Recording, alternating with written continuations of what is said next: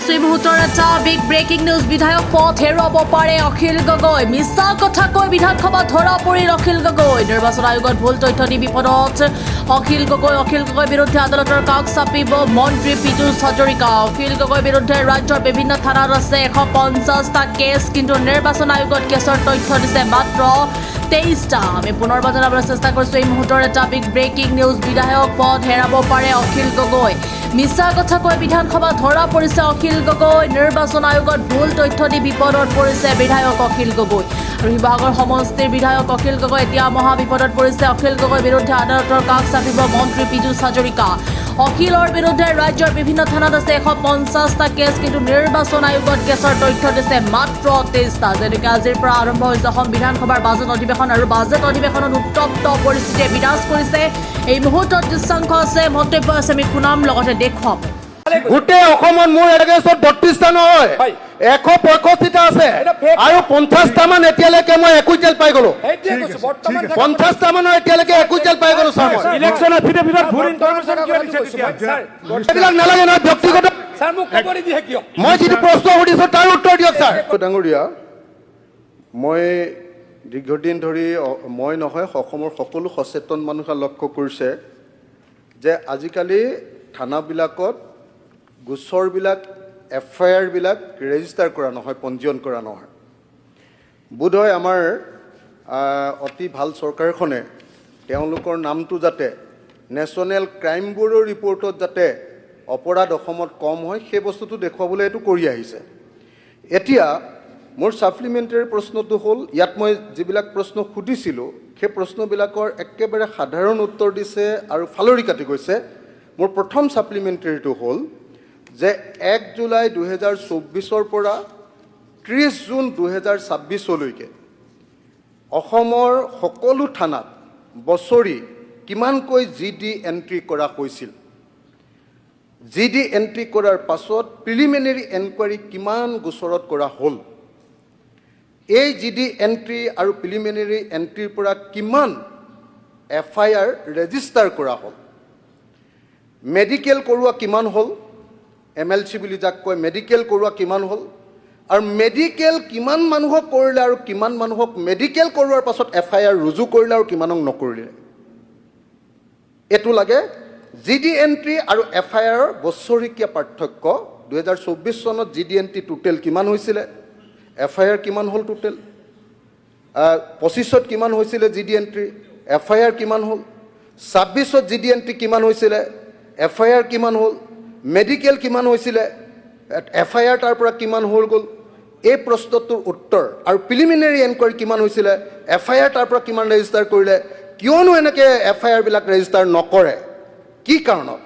আপোনালোকে যদি চাই খুব সিৰিয়াছ কথাটো আজিকালি এফআইআৰ ৰুজু নকৰে গতিকে এই প্ৰশ্নটো হ'ল 2024 চন 2025 চন আৰু 2026 চনত কিমান অসমত টোটেল জিডি এন্ট্ৰি কিমান থানাবিলাকত কিমান প্ৰিলিমিনাৰী এনকুৱাৰী হ'ল আৰু কিমান মেডিকেল কৰোৱা হ'ল আৰু এই তিনিওটা ক্ষেত্ৰতে কিমান কিমান তাৰ পৰা গোচৰ এফআইআৰ হিচাপে পঞ্জীয়ন কৰা হ'ল তাৰ তথ্য লাগে জিডি এন্ট্ৰি আৰু আমি তেখেতক দিয়া হৈছে সদনত দিয়া হৈছে তথ্য আমি দিছোঁ নাই দিয়া নাই মই সুধিছোঁ এতিয়া বেলেগ প্ৰশ্ন মোক আপোনালোকে দিছে যিটো উত্তৰ সেই উত্তৰটো আছে বেলেগ সেইটোত আছে কিমান কেছ ৰেজিষ্টাৰ কৰা হ'ল সেইটোহে দিছে আপোনালোকে মোক জিডি এন্ট্ৰিটো দিয়া নাই মই এতিয়া সাপ্লিমেণ্টাৰী কুৱেশ্যনটো মই জিডি এন্ট্ৰিৰ পৰিমাণটো বিচৰাও নাছিলোঁ জিডি এন্ট্ৰিৰ কথা উল্লেখে কৰিছিলোঁ প্ৰশ্নটোত যে জিডি এন্ট্ৰি কৰাৰ পাছত আপোনালোকে তেনেহ'লে আমি কেনেকৈ দিম জিডি এন্ট্ৰি যদি ইয়াত লিখি থোৱা আছে ইয়াত জিডি এন্ট্ৰি কিমান আছে আপোনালোকে দিব লাগিব সাপ্লিমেণ্টাৰী কুৱেশ্যন সেইটোকে বুলি কয় আপুনি দিছে নেকি ইয়াত জিডি এন্ট্ৰি সাপ্লিমেণ্টাৰী কুৱেশ্যন তাকে কয় অধ্যক্ষ ডাঙৰীয়া যিটো প্ৰশ্ন ইয়াত দিয়া নাই আপোনালোকে এটো হাজু হৈ আহিব লাগিব মই ইয়াত ডাইৰেক্ট সুধিছিলোঁ এটো স্যাৰ মোৰ প্ৰশ্নটো সুধিলো স্যাৰ মোৰ প্ৰশ্নটো মই যিবিলাক প্ৰশ্নটো কৰিছিলোঁ চলিত 2026 চৰকাৰে অসমত অপৰাধৰ হাৰ 28% হ্ৰাস পাইছে বুলি চৰকাৰী দাবী কৰিছে সেই পৰিসংখ্যা প্ৰস্তুত কৰোঁতে কেৱল নিয়মীয়া এজাহাৰ এফআইআৰ সমূহকে গণনা কৰা হৈছে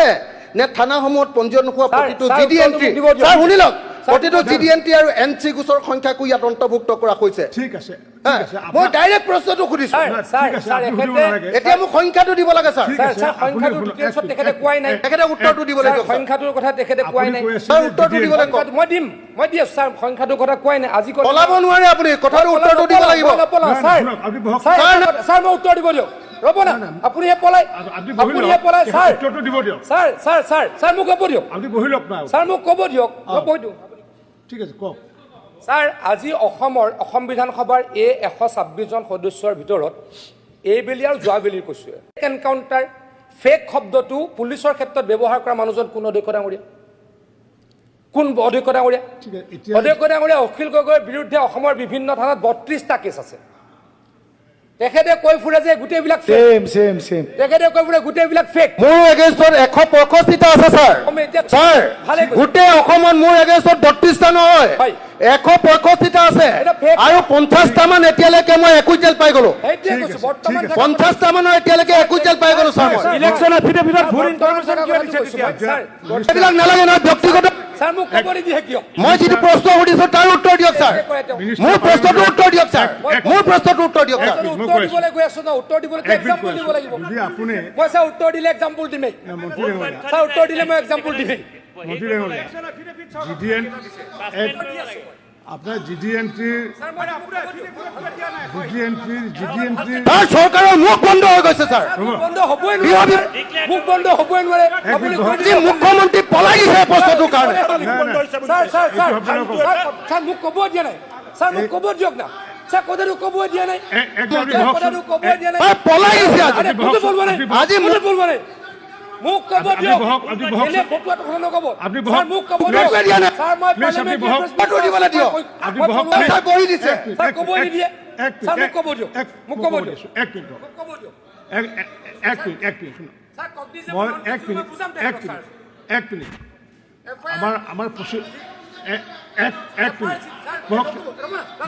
ছাৰ মোক ক'ব ডাঙৰীয়া দিব দিয়ক তাকে ক'ব ছাৰ মই ৰিপ্লাইটো ভালকৈ দিয়াই নাই মোক ৰিপ্লাই দিব লাগিব এক মিনিট মোক এটা কথা ক'ব দিয়ক এক মিনিট ডেকা মানৱ ডেকা এক মিনিট আমাৰ প্ৰচিডিঙৰ পৰা